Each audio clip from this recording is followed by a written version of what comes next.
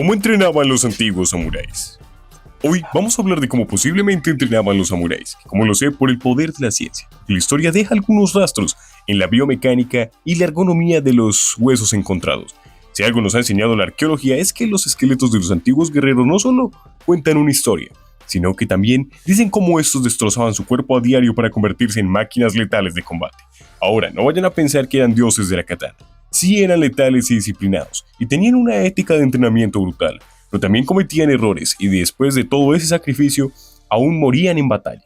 Recordándonos esa bellísima frase motivacional, si hasta los mejores han fracasado, ¿qué puedo hacer yo?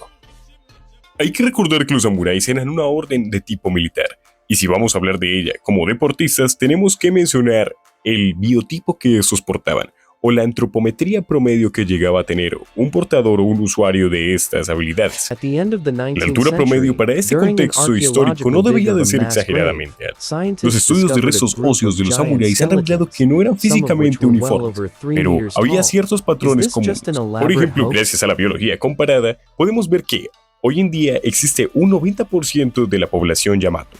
Esta etnia no es una etnia caracterizada propiamente por la altura.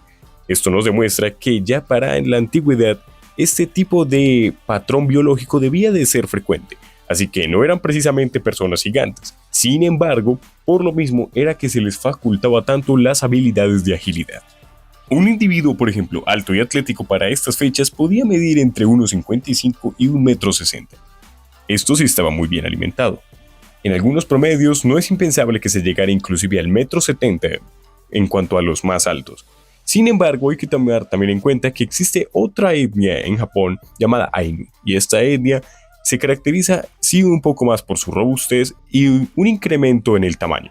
El tamaño promedio de estos sí podía oscilar un poco más allá del 1,70 m, viendo también casos de samuráis muy altos, haciendo que inclusive los más grandes pudieran llegar a medir hasta 1,80 m, como es el caso de, por ejemplo, Miyamoto Musashi, uno de los filósofos más renombrados en el arte de la espada.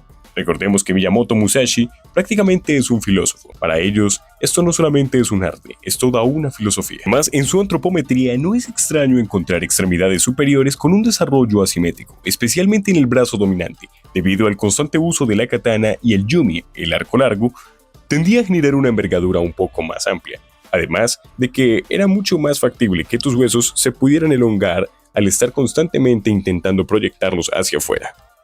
Las vértebras cervicales y lumbares presentan signos de mucho desgaste, probablemente por el peso de la armadura, el oyoroi, que podía llegar hasta los 30 kilos en las versiones más pesadas, pero también en las más cool y chic. Ya saben, esas que causan que las personas estén a la expectativa de este gremio.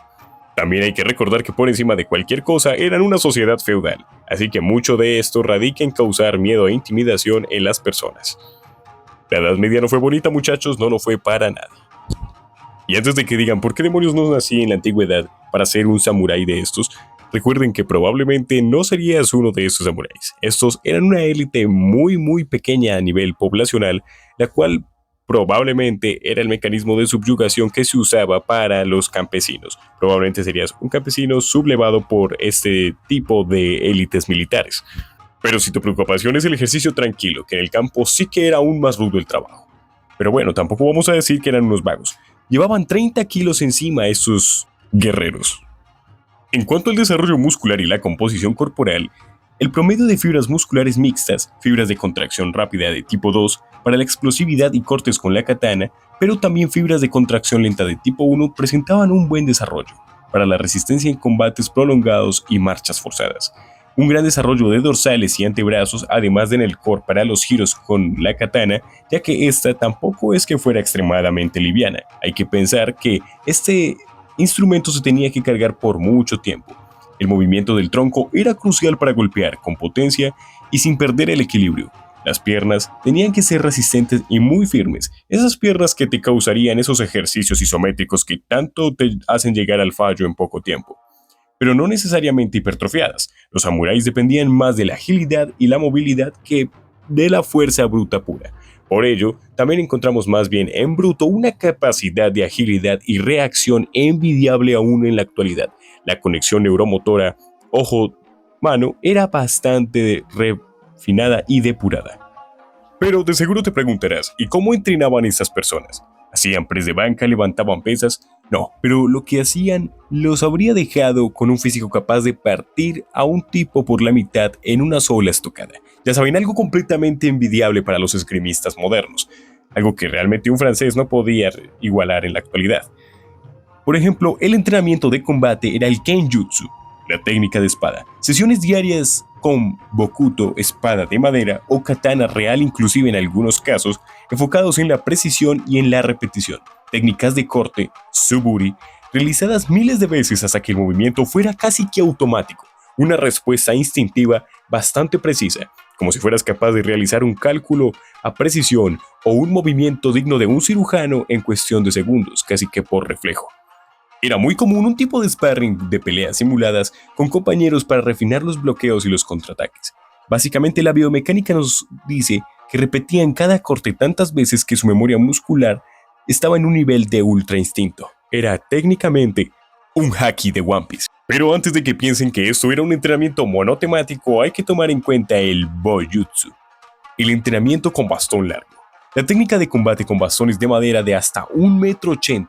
Este entrenamiento fortalecía la coordinación, la resistencia, la fortaleza de los hombros y las muñecas, y además es ese típico entrenamiento donde pones un poquito más difíciles las circunstancias para que cuando tengas las circunstancias reales estés mucho mejor preparado.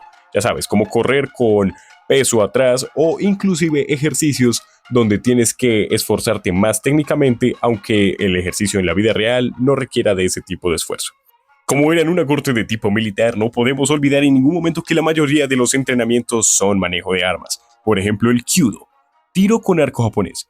El uso del Yumi, el arco asimétrico que requería gran fuerza en la espalda y un control extremo de la respiración. Estudios biomecánicos han demostrado que hasta la práctica mejoraba la estabilidad en la postura y la precisión bajo presión.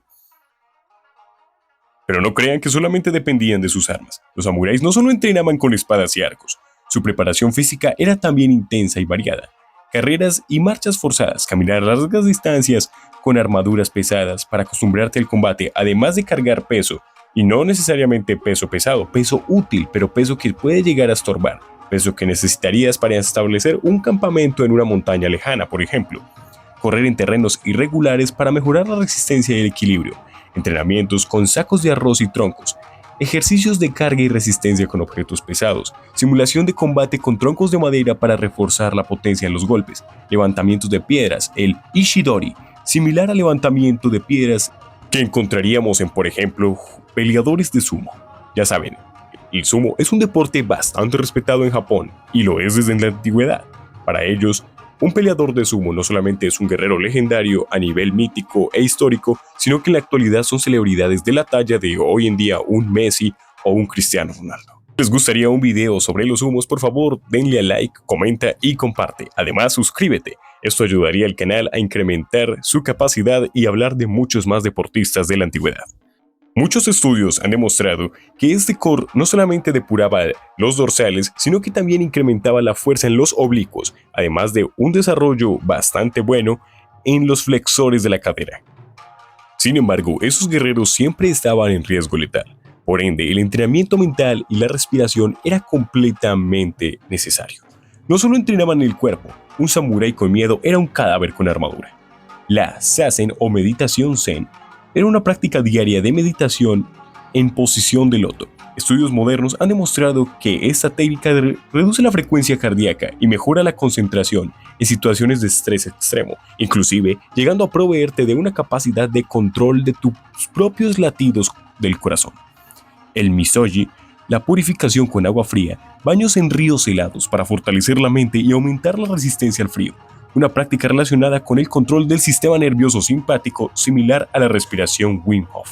Esto no solamente te otorga una capacidad de resistencia, sino que literalmente hace que todo tu sistema nervioso sea capaz de someterse a las decisiones de tu ser consciente. Ya sabes, un estímulo del neocórtex para que no estés siempre siendo víctima de esos impulsos instintivos como por ejemplo temblar. Además, imagínate estar en un escenario de combate, donde literalmente puedes perder la vida, pero es más sencillo perderla si empiezas a dudar o empiezas a tener estos leves temblores que tiene uno a la hora de enfrentarse a un ejercicio de precisión.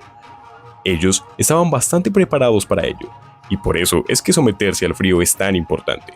El frío te puede preparar para esas situaciones donde tiemblas sin darte cuenta, y no es que temblar sea algo malo, sino que es algo natural, pero también puede ser considerado una falla en una confrontación física. Además de estos ejercicios, también realizaban ejercicios de meditación donde perfeccionaban su capacidad de visualización y anticipación. Imaginaban combates antes de realizarlos. Es como si literalmente proyectaran todo un combate en su mente durante varios minutos y analizaran muchas posibles jugadas, como un jugador experto de ajedrez. Es muy similar este método al que se usa hoy en día en el ajedrez y en la Fórmula 1 para mejorar los tiempos de reacción. Pero como nos enseña Buda, también hay que ser humildes, así que también hay que hablar de algunos puntos débiles de estos sistemas de entrenamiento. Las fallas de los samuráis. Ojo, no todo era tan perfecto, también la embarraban de vez en cuando, y en grande. La excesiva rigidez mental. Muchos se aferran tanto al código del Bushido que terminaban cometiendo errores por orgullo. La desigualdad no en el entrenamiento, sino que no todos los samuráis entrenaban al igual. Eran guerreros letales, pero eso no conlleva que fueran necesariamente protectores de la población. Otro punto débil era un punto débil que encontraríamos bastante en los caballeros y en todas las órdenes militares medievales, la dependencia al acero. Si un samurái perdía su espada, su efectividad en combate caía drásticamente, mientras que otros guerreros como los mongoles eran mucho más versátiles. Este tipo de guerreros más dependientes de la sofisticación de su tecnología armamentística los hacía un poco más expuestos en una situación donde le perdieran esta herramienta. Sin embargo, nadie quiere ser un samurái para gritar como un mongol, sino para blandir una katana de la manera más cool que hemos visto en el cine.